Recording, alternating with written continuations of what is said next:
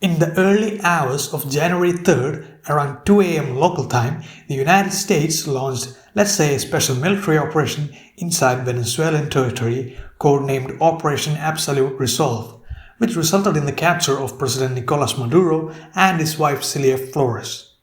The raid involved U.S. Special Operation Forces, multiple military branches, the Central Intelligence Agency, and the U.S. Department of Justice. The operation unfolded after weeks of rising tensions between Washington and Caracas.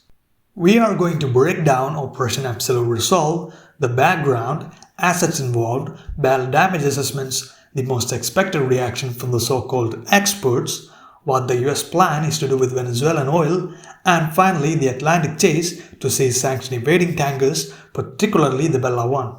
The momentum for Operation Absolute Resolve goes back to mid-2025 with US deploying warships and personnel to the Caribbean, citing the need to combat drug cartels smuggling drugs to the United States. Operation Southern Spear was later announced in September 2025, which saw kinetic action on the suspected drug boats in the Caribbean and in the Eastern Pacific. There were around 36 vessels that has been struck as of today, resulting in the death of around 115 people, with some rescued by the United States. The Trump administration intensified its criticism of Nicolas Maduro, with him supporting drug trafficking and criminal networks, calling him intolerable and illegitimate, which is of course valid given he is allegedly the leader of the Cartel of the Suns and also tried to arrest the rightful president, Edmundo Gonzalez, back in 2024 before the guy had to flee to Spain. Maduro's wife, Celia Flores, is not just a Venezuelan lawyer. She represented Hugo Chavez during the 1992 coup attempt and helped release him from prison in 1994. Later, when Chavez became president, Flores was voted into the National Assembly. Now, following the designation of Cartel of the Suns as a foreign terrorist organization by the US in last November, with Nicolas Maduro as the alleged leader, US military buildup in the region for a potential regime change was all but inevitable. Meanwhile, Maduro started to mock Donald Trump, which is not a smart thing to do on top of everything else. By late 2025, many military assets were in place in and around the region. Here's a graphic of US Southern Command Air and Naval assets. Yeah, it's a lot. A notable mention is the Roosevelt Roads Naval Station in Quiba, Puerto Rico, which was a major US Navy base that was closed in 2004 but reactivated to support Southern Spear and later, as we witnessed, a military campaign against Venezuela. By late December, it was packed. You can see F-35s, F-22s, many logistic aircraft, and a lone Harrier. Poor Harrier, probably feels so out of place. You can barely see it at the bottom. So, Operation Absolute Resolve. Around 150 aircraft is the total tally that took to conduct an operation that was essentially flawless, apart from some injuries among American soldiers and a damaged helo that managed to make it back. Now, the particular assets present and the missions they did. First, the main element responsible for capturing Maduro and Flores. US Army Delta Force, supported by the US Army's 160th Special Operation Aviation Regiment, also known as the Night Stalkers. These guys are very proficient at doing things to people, especially if it's in the dark. They were being flown into the capital by 7 MH-60M Blackhawks and 5 MH-47G Chinooks. John Daniel Racine Kane, who is the 22nd chairman of the Joint Chief of Staff, said the helos flew into Venezuela at an altitude of just 100 feet over the water, reaching Maduro's compound at 1:01 a.m. Eastern Time. Air cover for these assets against aerial threats was done by the F-22. There were 12 deployed to the base in Puerto Rico from the 1st Fighter Wing, and they made sure Venezuelan Su-30s and F-16s didn't cause any trouble, in this case deterring them from actually taking off the ground. Yeah, I'd rather not take my F-16 or Su-30 into the sky to go look for the F-22s. We saw them flying around the next day after the strikes. The US definitely chose not to destroy them on the ground. F-35s, E-18G Growlers, and F-18s conducted suppression and destruction of air defense systems combined with precision strikes on various targets. Long-range aviation assets, the B-1 Lancers, were also used for fixed targets like depots and military installations. 2 aircraft were involved in the operation, which took off from DS Air Force Base in Texas. They could have been carrying either JASSM cruise missiles or JSOW glide bombs. That's a total of 48 missiles with 24 on each aircraft. Here's some debris of JSO recovered in Venezuela. Yeah, they actually put a Navier logo on it. It can be carried by other aircrafts as well. We also saw possibly the first use of one-way attack drones from the US. Here's a video, listen to that sound. You can recognize that from anywhere at this point. Most likely the low-cost unmanned combat attack system or LUCAS, which is a Geran 2 Shahid 136 look-alike. It launches with a disposable rocket booster, this one possibly launched from an LCS. For reconnaissance, RQ-170 Sentinel, which is rarely seen these days, either from the CIA or the USAF, was spotted on the way back to land at their base in Puerto Rico. US Cyber Command also gets a mention for their efficient use of tools, which I'm sure gave the Venezuelan command and control a headache. Shout out to EC-130H Con Pascal, fine piece of technology. Supporting assets included tankers for aerial refueling and E-2D Hawkeye for command and control. Talking about aerial refueling, there was actually something interesting going on. HH-60W Jolly Green combat rescue helicopters were deployed from USS Gettysburg. Yeah, the same Gettysburg that downed an F-18 in 2024 during Operation Prosperity Guardian. Radio chatter from Absolute Resolve saw air traffic control talking about not being able to accept any more inbounds because everyone was already refueling on all available tankers, with a lot of them on emergency level fuel. This will be an important discussion to have regarding the Pacific against China in a future video. Remember, Absolute Resolve only saw 150 aircraft. The Pacific is a different ballgame with a lot more assets involved. USS Iwo Jima, an amphibious assault ship from the US Navy, which acted as a helicopter base for Absolute Resolve, MV Ocean Trader, a US Special Operation Command support vessel operated by Military Sealift Command, and a Ford-class carrier were the notable ships involved. Now, what actually happened in Operation Absolute Resolve? I know there's a lot of people saying Maduro was given up, everything was organized, there was not even any resistance, and all that. Well, that'd be mostly wrong. There was no resistance in the sense that the US had overwhelming force in the air and on the ground that didn't allow any major resistance. Look at the Department of Justice memo about Absolute Resolve before the operation. It states that the US expects significant resistance and risk to the operation. The path to Fort Tiuna, which would be the location of the pickup, had around 75 anti-aircraft battery sites. This possibly include man-pads and medium-range air defense like the book. It's redacted so we can say for sure. They explicitly mention these are capable of downing the helicopters. They also mentions that aircrafts were expected to remove these threats to clear the way. An operation like this never is just an isolated aerial campaign going in and doing everything by themselves. It'll never be that in any conflict on the planet. There were months of groundwork, planning and sabotage involved. It's all part of a broader campaign. People need to realize that. So what did we actually observe in terms of resistance? Video shows many instances of small arm fires against helos, then return fire from helicopters of the supporting element.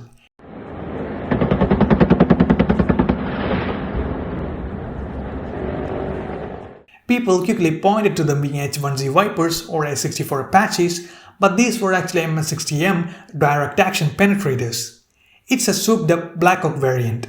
These are equipped with all sorts of armaments like the M230 machine gun from the Apache, rocket pods, Stinger air-to-air missiles, Hellfires, and even the new APKWS laced guided rockets on its stub wings. Man-pads were also observed firing. You can see pretty clearly of it being fired and then missing. You may ask why there's only 1 or 2 videos of it. I mean, do you expect every soldier to be equipped with a man-pad, expecting a strike they didn't know was coming? And even then, they did manage to fire some and damage a helicopter as we mentioned, specifically a Chinook on the infill, and it managed to complete the mission and make it back. These helos are not defenseless anymore. They have very good passive and active sensors like the RCM to blind missile seekers. Maybe more man-pads were fired but turned out to be ineffective, who knows.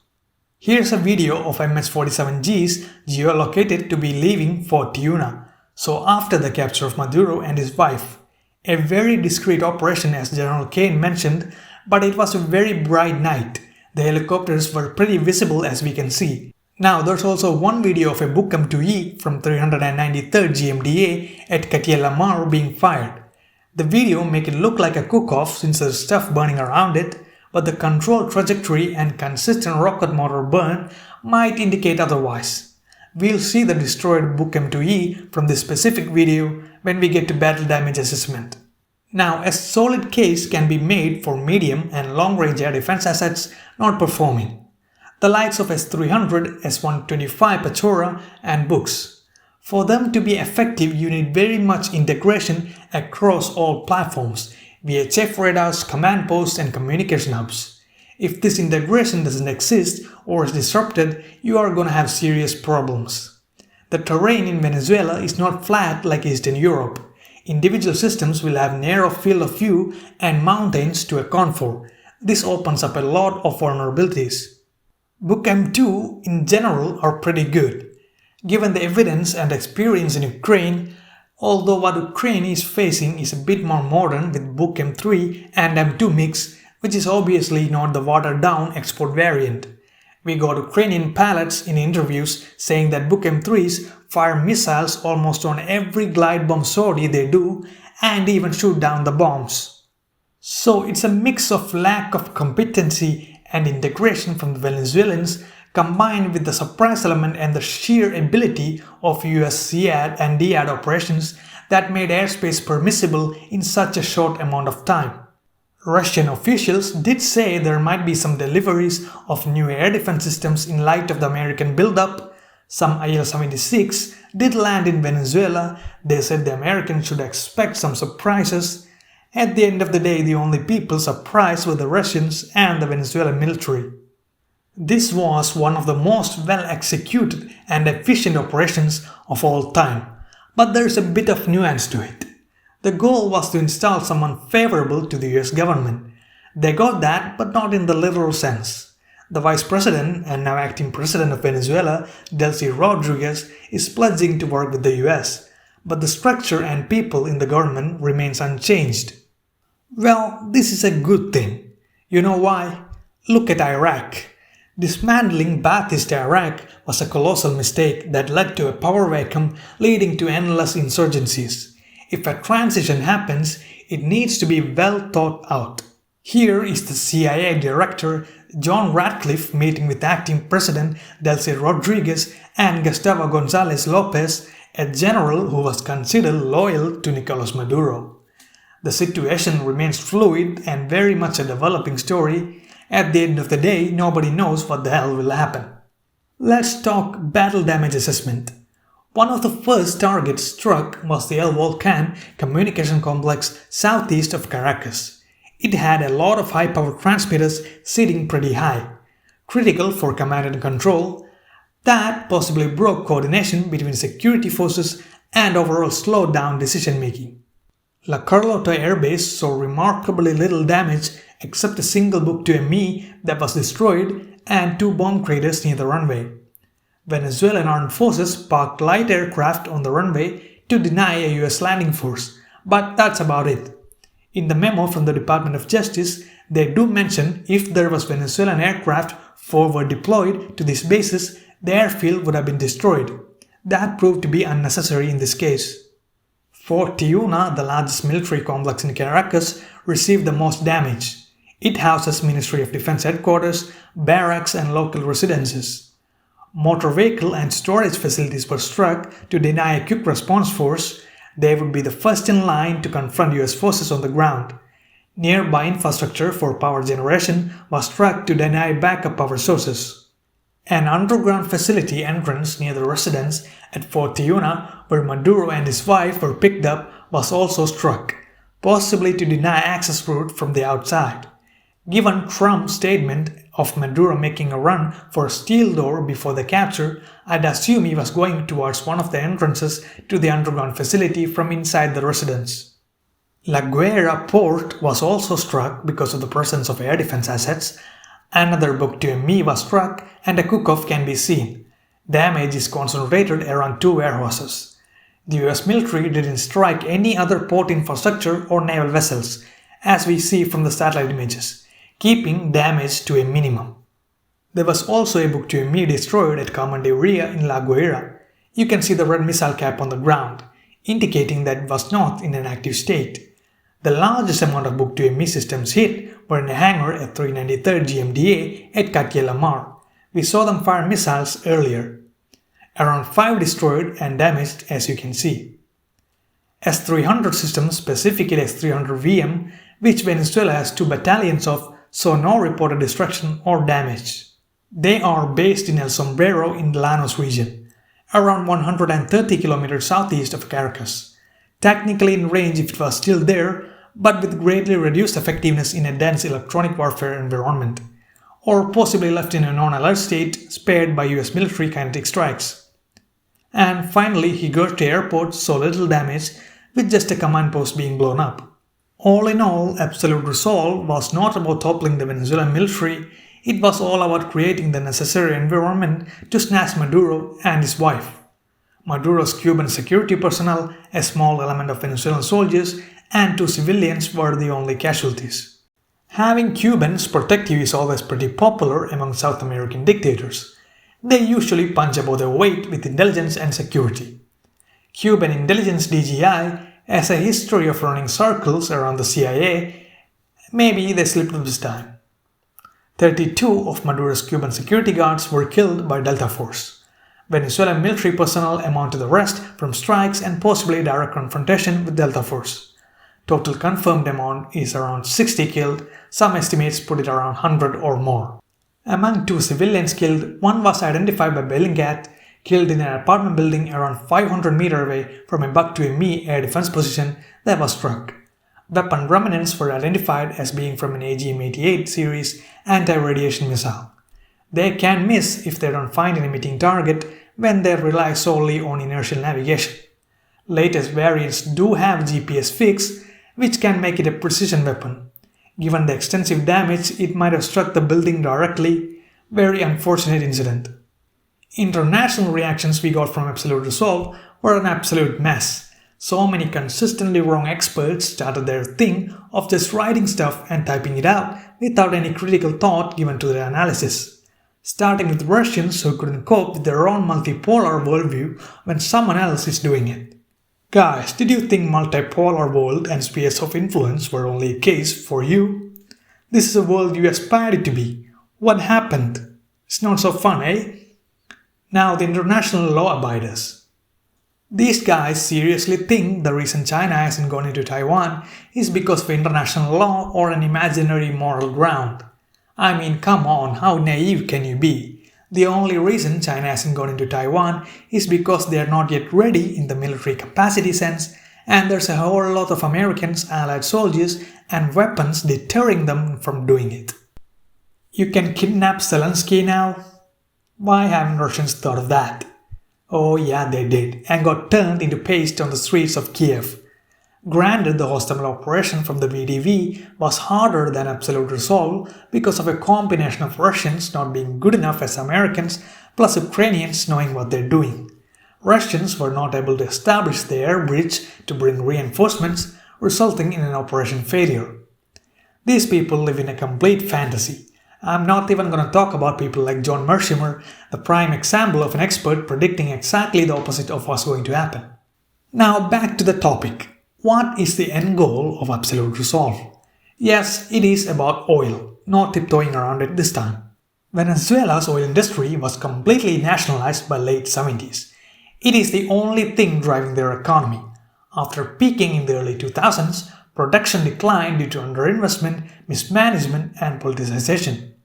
Under Hugo Chavez and Maduro, the problem only became worse with sanctions on top of it. Oil exports were roughly 95% of export earnings, which make it the majority of government revenue and access to foreign currency.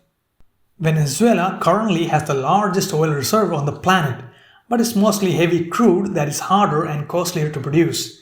The Trump administration recently met with major oil companies like Exxon, Chevron, and ConocoPhillips to discuss this issue. Everyone agrees that a major restructuring is needed to Venezuelan energy system before they can commit. Exxon CEO Darren Woods said that as it stands, it's currently uninvestable. You can kind of get their concerns, asking them to go in and rebuild Venezuelan energy infrastructure with their own money, hoping US foreign policy remains consistent, is a pretty big ask. If these companies get legal guarantees from the US government with reforms to Venezuelan energy framework, then they might just commit with investments. Sanction relief could follow, allowing Venezuelan oil to re-enter international markets. This is the optimistic future. Currently, the Trump administration is selling the Venezuelan oil. An administration official said that a first sale valued at $500 million was made, and the revenue of that sale held in a Qatari account to avoid risk of seizure. Just a normal thing to do. I am sure there are no ulterior motives. Now we are gonna move on to the Atlantic tanker chase. Venezuela, preceding Absolute Resolve, used shadow fleet tankers like many others to evade sanctions. There was a real maritime interdiction pressure on Venezuelan exports. That translated to action on December 10th last year when the first sanctioned vessel, MT Skipper, was seized by the US Coast Guard. The most interesting case came just after with a sanctioned tanker named Bella 1, which departed from the Gulf of Oman in November 2025 heading to Venezuela. Marine trackers identified it sitting high in the water, meaning it was empty. Public tracking became a problem when the ship reached the Caribbean. The automatic identification system was being manipulated. It disappeared for a few days and then popped back up on December 14th near Venezuela. Then a day later, Bella 1 reversed course back towards Europe, so it didn't make it to Venezuelan ports. For some reason, they decided to turn back. 3 years ago, the same ship was observed doing sanctioned tanker things like ship-to-ship transfers. We can only assume they made a U-turn due to the threat of interdiction from the US Navy. US Coast Guard cutter USCGC Monroe picked up Bella 1 and followed it throughout the rest of its journey across the Atlantic. An attempt to board was made in the Caribbean, but the crew didn't comply. Boarding without the crew's consent is pretty hard. We know it's a tanker, but it can make everyone's life harder by maneuvering. Helicopter insertions becomes very dangerous at that point.